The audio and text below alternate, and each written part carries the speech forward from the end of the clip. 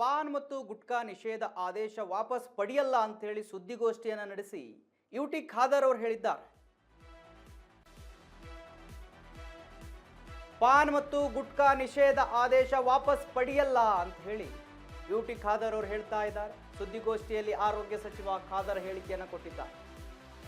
CM ಅವರು ಆದೇಶ ಹಿಂಪಡೆದಿದ್ದೇನೆ ಎಂದು ಹೇಳಿಲ್ಲ.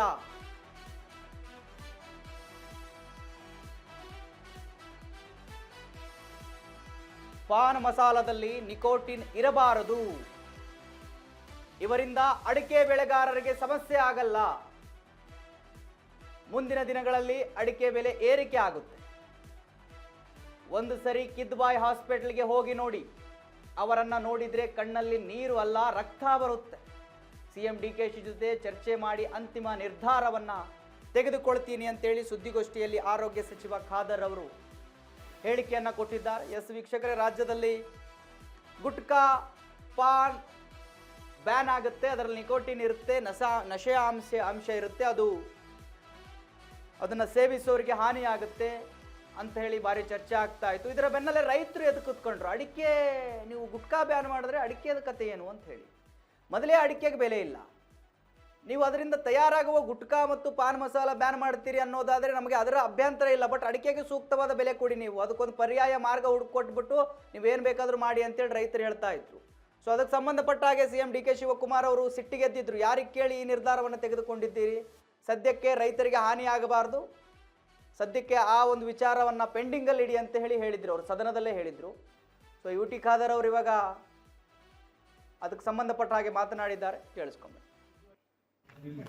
ಇಲ್ಲಿ ಪ್ರಶ್ನೆ ಏನು? ಗುಟ್ಕಾ ಬ್ಯಾನ್ 2014 ನಾನು ನಿಮಿಷದ ಫಸ್ಟ್ ಬ್ಯಾನ್ ಮಾಡಿದ್ದೆ. ಆಗ ಇದಕ್ಕಿಂತ ಜಾಸ್ತಿ ಹಾಗೆ ಇತ್ತು. ಈಗ ಏನಿದೆ, ಮೊನ್ನೆ ಆದೇಶ ಪಾನ್ ಮಸಾಲ ಏನಿದೆ ಅದರಲ್ಲಿ ಗುಟ್ಕಾ ಇರಲಿ, ನಿಕೋಟಿನ್ ಇರಲಿ, ಇದೆಲ್ಲ ಕೂಡ ಮಿಕ್ಸ್ ಆಗಿ ಬರಬಾರ್ದು ಅಂತ ಕೆಲ ಬರ್ತಾ ನಮಗೆ ಮಾಹಿತಿ ಇರ್ತದೆ, ಅಥವಾ ಅದನ್ನು ತಯಾರಾಗ್ತದೆ ನಮಗೆ ಮಾಹಿತಿ ಉಂಟು. ಅಂಥವ್ರನ್ನ ಕಠಿಣ ಕ್ರಮಗಳನ್ನು ಹೇಳಿದ್ದೇವೆ. ಆದೇಶ ಎಲ್ಲಿಯೂ ಕೂಡ ಹಿಂದೆ ಪಡೆದಿಲ್ಲ. ಮತ್ತು ಇದರ ಬಗ್ಗೆ ಮುಖ್ಯಮಂತ್ರಿ ಬೇಕಾದ್ರೆ ನಾವು ಕೂಡ ಚರ್ಚೆ ಮಾಡಿ ತೀರ್ಮಾನ ತಿಳಿಸಿ ಹೇಳ್ತೇವೆ. ಇದರಿಂದ ಅಡಿಕೆ ಬೆಳೆಗಾರರಿಗೆ ಯಾವುದೇ ತೊಂದರೆ ಇಲ್ಲ.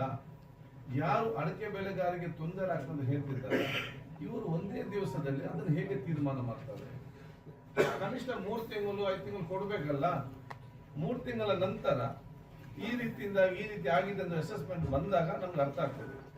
ನಾವೀಗ ಹೇಳ್ತೇವೆ, ಇದರಿಂದಾಗಿ ಅಡಿಕೆ ಬೆಳೆಗಾರರಿಗೆ ಯಾವುದೇ ತೊಂದರೆ ಆಗುವುದಿಲ್ಲ, ಅಡಿಕೆ ಬೆಳೆಗಾರ ವ್ಯಾಲ್ಯೂ ಜಾಸ್ತಿ ಆಗ್ತದೆ. ಯಾರು ಇವತ್ತು ಇದು ಸರಿಯಲ್ಲ ನೀವು ವಿಡ್ರಾ ಮಾಡ್ಬೇಕಂತೆಲ್ಲ ಹೇಳ್ತಾ ಇದ್ದಾರ, ಅವ್ರು ಯಾರೇ ಇದ್ರು ಕೂಡ ಅವರಿಗೆ ನಾನು ಹೇಳಿದಷ್ಟೇ, ನೀವು ದಯವಿಟ್ಟು ಒಮ್ಮೆ ಕಿದ್ವಾಯ್ ಆಸ್ಪತ್ರೆಗೆ ಮತ್ತು ನಿಮ್ಯಾನ್ಸ್ ಆಸ್ಪತ್ರೆಗೆ, ಅದಕ್ಕೆ ನಿಮ್ಮ ಜಯದೇವ ಆಸ್ಪತ್ರೆ, ಅಲ್ಲಿ ಒಮ್ಮೆ ನಿಂತು ನೋಡಿ.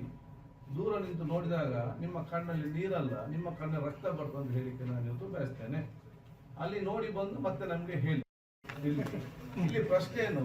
ಗುಟ್ಕಾ ಬ್ಯಾನ್ 2014 ನಾನು 2 ನಿಮಿಷದ ಫಸ್ಟ್ ಬ್ಯಾನ್ ಮಾಡಿದ್ದೆ.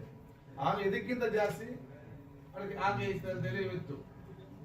ಈಗ ಏನಿದೆ, ಮೊನ್ನೆ ಆದೇಶ ಪಾನ್ ಮಸಾಲ ಏನಿದೆ ಅದರಲ್ಲಿ ಗುಟ್ಕಾ ಇರಲಿ, ನಿಕೋಟಿನ್ ಇರಲಿ, ಇದೆಲ್ಲ ಕೂಡ ಮಿಕ್ಸ್ ಆಗಿ ಬರಬಾರ್ದು ಅಂತ ಕೆಲ ಬರ್ತಾ ನಮಗೆ ಮಾಹಿತಿ ಇರ್ತದೆ, ಅಥವಾ ಅದನ್ನು ತಯಾರಾಗ್ತದೆ ನಮಗೆ ಮಾಹಿತಿ ಉಂಟು. ಅಂಥವ್ರನ್ನ ಕಠಿಣ ಕ್ರಮಗಳನ್ನು ಹೇಳಿದ್ದೇವೆ.